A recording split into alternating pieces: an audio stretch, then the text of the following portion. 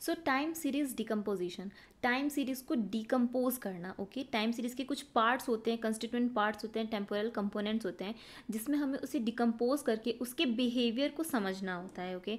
तो कौन कौन से पार्ट्स होते हैं टाइम सीरीज डिकम्पोजिशन में, टाइम सीरीज के क्या कंपोनेंट्स होते हैं? First one is the trend, second is it's seasonality,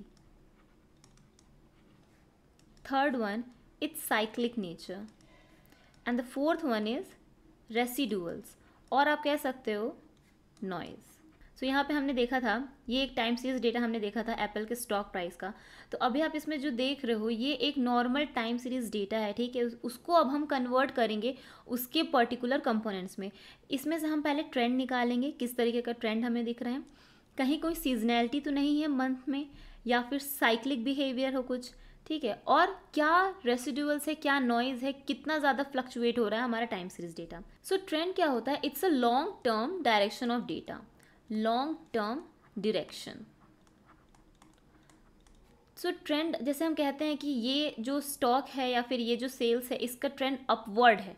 upward means, अगर हम देखें अपवर्ड मीन्स तो इसका मतलब वो ऊपर जा रहा है, ओके। उसका ट्रेंड है इंक्रीजिंग ऑर्डर में, अपवर्ड ट्रेंड है। और वहीं दूसरा उसका अपोजिट होता है डाउनवर्ड ट्रेंड।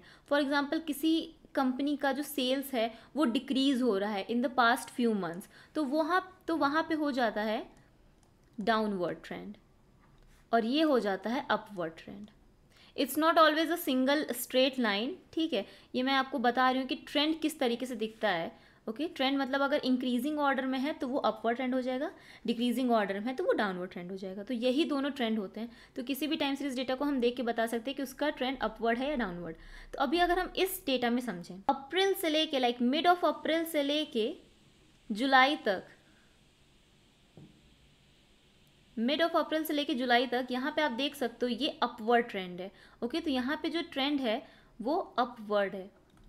और अगर हम यहाँ से देखें इस टाइम से मिड ऑफ जैन से मिड ऑफ अप्रैल तक, तो ये हमें डाउनवर्ड ट्रेंड देखने को मिल रहा है, क्योंकि जो स्टॉक के प्राइस है वो डिक्रीज हो रही है। तो इस तरीके से आप अपवर्ड ट्रेंड और डाउनवर्ड ट्रेंड को डिफाइन कर सकते हो। नेक्स्ट आ जाता है सीजनैलिटी। सीजनैलिटी का मतलब क्या हुआ? एक पैटर्न जो टाइम सीरीज डेटा में कुछ मंथ में या फिर कुछ सीजन्स में रिपीट हो रहा है। इसमें अगर हमें फाइंड करना है सीजनल पैटर्न, तो सीजनल पैटर्न आप देख सकते हो कहाँ पे आपको मिल जाएगा।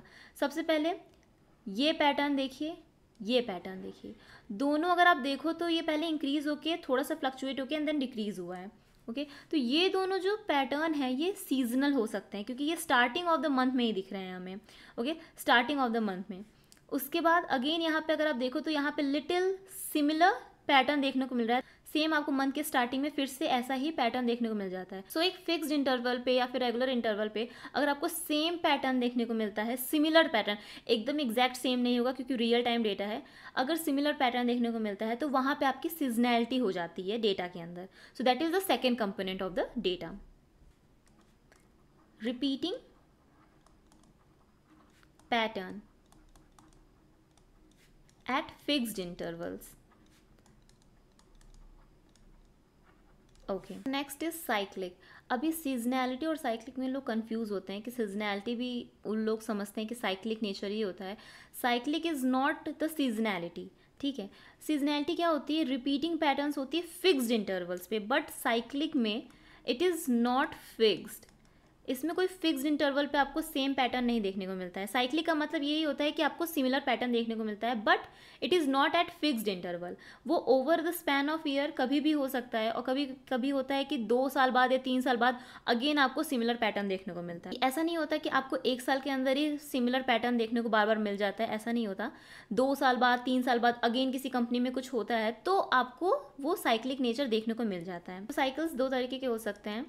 First one is economic cycle and the second one is business cycle. Business की वजह से या फिर इकोनॉमी की वजह से कुछ फैक्टर्स ऐसे हो सकते हैं जो इन्फ्लुएंस हो, और after a year, after 2 years similar pattern आपको टाइम सीरीज डेटा में देखने को मिल जाए। रेसिडुअल्स और नॉइज। नॉइज का मतलब क्या हुआ? Sudden fluctuation in the time series data, जो कि ट्रेंड, सीजनैलिटी और साइक्लिक इन तीनों ही कंपोनेंट से अलग होती है।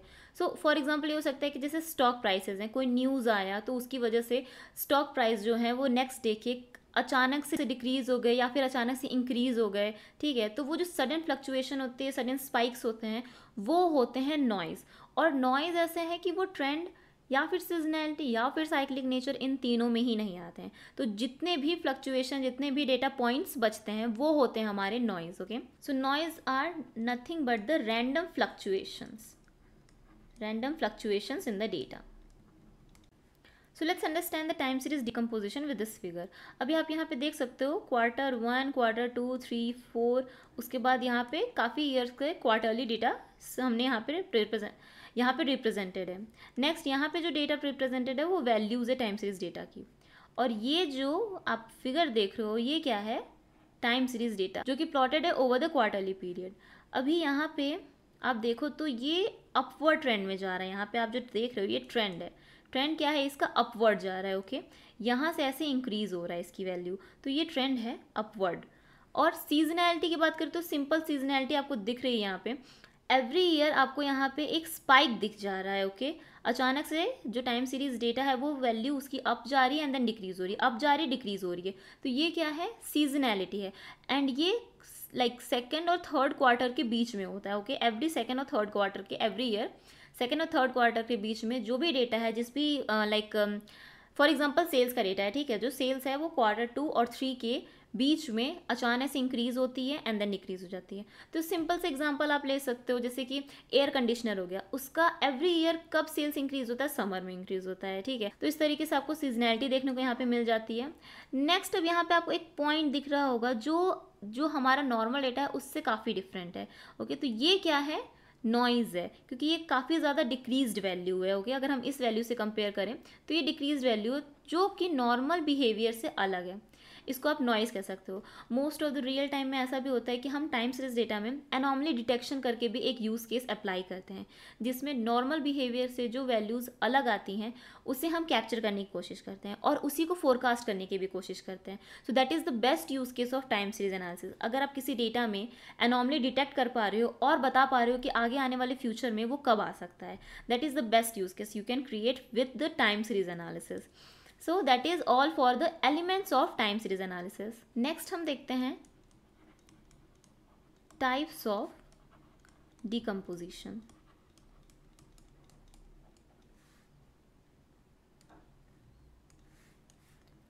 So types क्या हो जाती हैं, types of decomposition का मतलब क्या हुआ, कितने तरीके से हम डेटा को डिकम्पोज कर सकते हैं। तो दो तरीके के मॉडल्स आते हैं। First one is additive and the second one is multiplicative. दो तरीके के मॉडल होते हैं जिसकी हेल्प से हम टाइम सीरीज डेटा को डिकम्पोज करते हैं, एडिटिव एंड मल्टीप्लिकेटिव। अब ये क्या है, पहले हमें टाइम सीरीज डेटा की नेचर को समझना पड़ेगा कि वो एडिटिव मॉडल अप्लाई करने पे वो ज़्यादा अच्छे से डिकम्पोज होगा या फिर मल्टीप्लिकेटिव नेचर का है और हमें मल्टीप्लिकेटिव मॉडल अप्लाई करना है। ओके, सो जैसा कि अभी हमने कंपोनेंट्स देखा था कि टाइम सीरीज डेटा इन सब कंपोनेंट्स से मिलके बना है, तो अगर हम इन सब को डिकम्पोज करके फिर से ऐड करेंगे तो हमें अगेन अपना ओरिजिनल टाइम सीरीज डेटा मिल जाता है।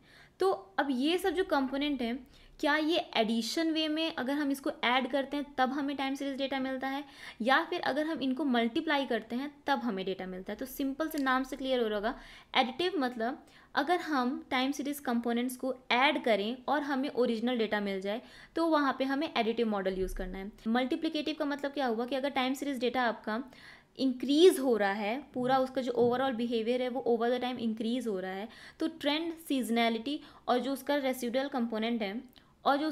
कंपोनेंट है उसको अगर हम मल्टीप्लाई करते हैं तब हमें ओरिजिनल टाइम सीरीज डेटा मिलता है। फॉर एग्जांपल ये आपका ओरिजिनल टाइम सीरीज डेटा है। तो एडिटिव मॉडल में क्या होता है, trend at time T, seasonality at time T and residual at time T. So ये तीनों कंपोनेंट मिलकर आपका टाइम सीरीज डेटा बनाता है। मल्टीप्लिकेटिव में सेम इसका उल्टा होता है, जो हमारा ओरिजिनल टाइम सीरीज डेटा है वो trend at time T multiply by seasonality at time T multiply by residual at time T. So additive relationship and multiplicative relationship, यहाँ पे आप देख सकते हो, यहाँ पे जो सीजनैलिटी दिख रही है, जो ट्रेंड दिख रहा है, सीजनैलिटी यहाँ पे क्या है, it is proportional to the level of the trend. जिस तरीके से ट्रेंड इंक्रीज हो रहा है उस तरीके से सीजनैलिटी की जो वैल्यू है वो भी इंक्रीज हो रही है। मतलब ये अगर इस तरीके से जा रहा है तो इसकी जो कंप्लीट वैल्यू है वो और इंक्रीज हो रही है, ठीक है। मतलब पहले ये इतना डेटा था, देन इतना हुआ, देन इंक्रीज हुआ, जैसे जैसे लेवल इंक्रीज हो रहा है वैसे वैसे सीजनैलिटी वेरिएशन भी इंक्रीज हो रहा है। बट एडिटिव रिलेशनशिप में क्या हो रहा है, यहाँ पे जो सीजनल फ्लक्चुएशन है वो कांस्टेंट है। अगर मैं upward spike and downward spike पे यहाँ पे लाइन बनाऊँ तो आप देख सकते हो ये दोनों पैरेलल जा रही है। मतलब इन दोनों में जो डिस्टेंस है इन दोनों लाइन में वो काफ़ी ज़्यादा सिमिलर है, इक्वल है। बट यहाँ पे क्या है, ये अगर इस तरीके से जा रहा है ऊपर तो ये ऐसे नीचे जा रहा है। तो यहाँ पे जो ट्रेंड है वो सीजनल वेरिएशन से प्रोपोर्शनल है, ठीक है। जैसे जैसे ट्रेंड बढ़ रहा है वैसे वैसे सीजनल वेरिएशन भी बढ़ रहा है। बट यहाँ पे ट्रेंड तो इंक्रीजिंग में है, ट्रेंड यहाँ पे इंक्रीजिंग है, बट सीजनल वेरिएशन सेम है। अब अगर हम इसकी बात करें, जो हमने एप्पल के स्टॉक प्राइसेस देखे थे, यहाँ पे अगर आप मॉडल फिट करना चाहोगे तो कौन सा मॉडल फिट करोगे, एक बार सोचिए। यहाँ पे मल्टीप्लिकेटिव हो रहा है या फिर आपका एडिटिव हो रहा है। यहाँ अगर आप देखो, डाउनवर्ड ट्रेंड में भी देख लो, अपवर्ड ट्रेंड में भी देख लो, जो वेरिएशन है वो अराउंड सिमिलर ही है, मल्टीप्लाई नहीं हो रहा, ठीक है। यहाँ पे अगर आप देख लीजिए, यहाँ पे देख लीजिए, एंड देन यहाँ पे अचानक से डिक्रीज भी हो रहा है, ठीक है। इसके लिए अगर हम एडिटिव मॉडल के हेल्प से डिकम्पोज करते हैं तो हमें बेस्ट रिजल्ट मिलते हैं। So let's see how to import the time series data. अगर आपको स्टॉक प्राइसेस पे वर्क करना है किसी भी कंपनी के किसी भी स्टॉक पे, तो उसके लिए आप याहू फाइनेंस की जो API है, जो लाइब्रेरी है, उसको यूज़ कर सकते हैं। यहाँ पे मैंने Y finance is stand for Yahoo finance. Then मैंने विजुअलाइजेशन के लिए यहाँ पे मैटप्लॉटलिब लाइब्रेरी इंपोर्ट किया है। वार्निंग्स कोई भी ना है इसलिए मैंने यहाँ पे वार्निंग्स और फिल्टर वार्निंग्स को इंपोर्ट किया है। देन स्टॉक डेटा में मैंने याहू फाइनेंस से पहले डाउनलोड किया है एप्पल का स्टॉक प्राइस। अब ये क्या है, ये टिकर सिंबल है, ठीक है। किसी भी कंपनी का स्टॉक अगर आपको डाउनलोड करना है तो उसके लिए आपको टिकर सिंबल पता होना चाहिए। तो कब से मुझे डेटा चाहिए, 1 जनवरी 2024, ठीक है। तो यहाँ पे मैंने स्टार्ट में वो वेरिएबल पास कर दिया है। अगर आपको एक पर्टिकुलर टाइम से एक पर्टिकुलर टाइम तक का डेटा चाहिए, फॉर एग्जाम्पल मुझे सिर्फ मई तक का डेटा चाहिए, एंड करके भी पैरामीटर होता है जिसमें आप वैल्यू पास कर सकते हो टाइम की। जो फंक्शन है ये डेटा फ्रेम को रिटर्न करता है। सो यहाँ पे डाउनलोड कंप्लीट, एंड देन जो हमने डेटा देखा था ये वही डेटा है, 2 जनवरी से शुरू हुआ है, ओके। ओपन, हाई, लो, क्लोज, इस तरीके से डेटा आ जाता है फॉर एवरी डे, ओके। इसके बाद हम इसको प्लॉट करके देखते हैं। सो यहाँ पे हमने ये फिगर भी देखा हुआ है कि हमने क्लोज प्राइस को प्लॉट किया है। तो यहाँ पे आप कोड में भी देख सकते हो कि मैंने प्लॉट किया है स्टॉक प्राइस का। पहले तो जो डेटा है, स्टॉक डेटा जो हमारे डेटा फ्रेम है, वो स्टॉक डेटा के इंडेक्स में डेट प्रेजेंट है, एंड देन क्लोज प्राइस का फीचर जो है अवेलेबल है, एंड देन लेबल हमने यहाँ पे क्लोज प्राइस सेट किया है जो कि यहाँ पे हमें दिख रहा है। टाइटल सेट किया है, then next label date, Y label हमने यहाँ पे प्राइस रखी है।